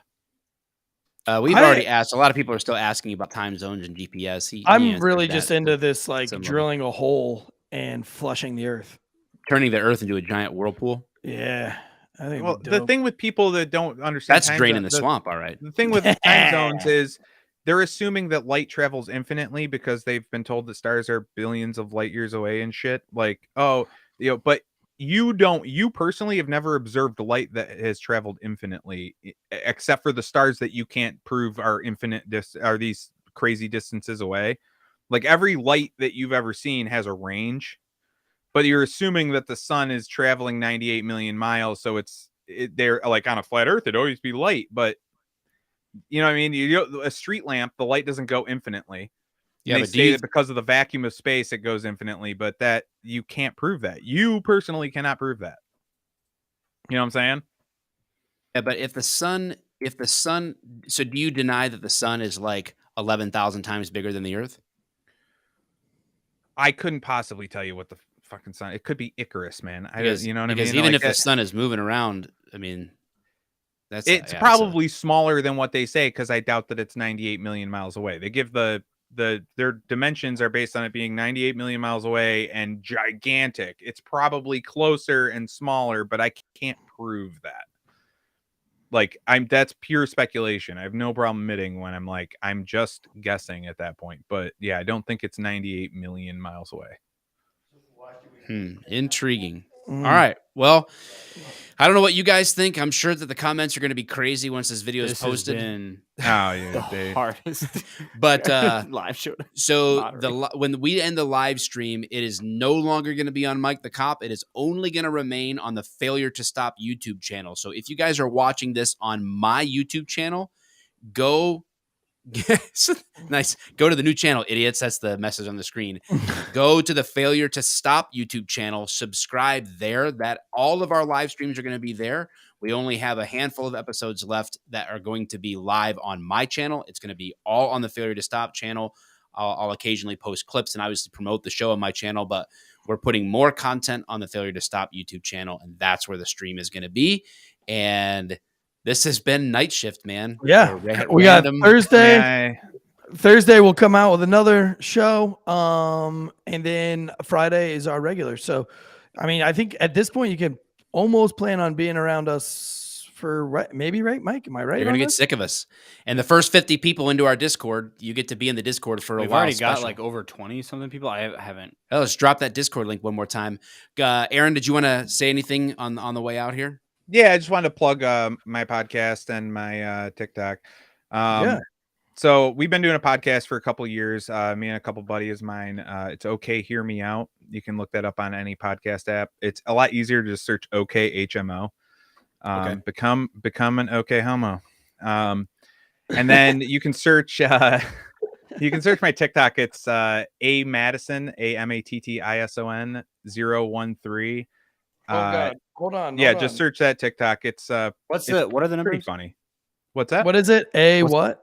MATTISON 013. MATTISON 013. Yeah, that's my TikTok. There I talk we go. about a lot of random shit on there. It's not just flat Earth. That is the one that catches people's eye. So when I've been asked to come on podcasts, that's usually the topic. But talk about a bunch of different stuff on there, and Look, just I just a lot followed of comedy you. stuff.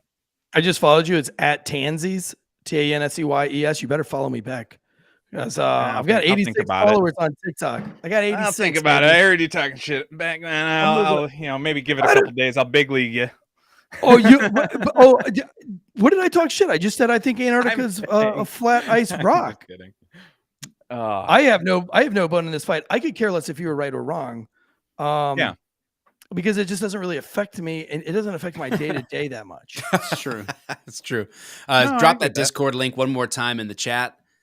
And first 50 are going to get in. And then I don't know when we're going to open it up again, but we got to make sure that everything's running smooth and we're getting used to the Discord. I got to figure out what a Discord is. That's true. All right, guys, man, this is like the end of the night shift show is when you get called away to a call, even though it's 4 a.m. and you guys have all just argued at your cars about flat Earth and thrown out all sorts of ideas.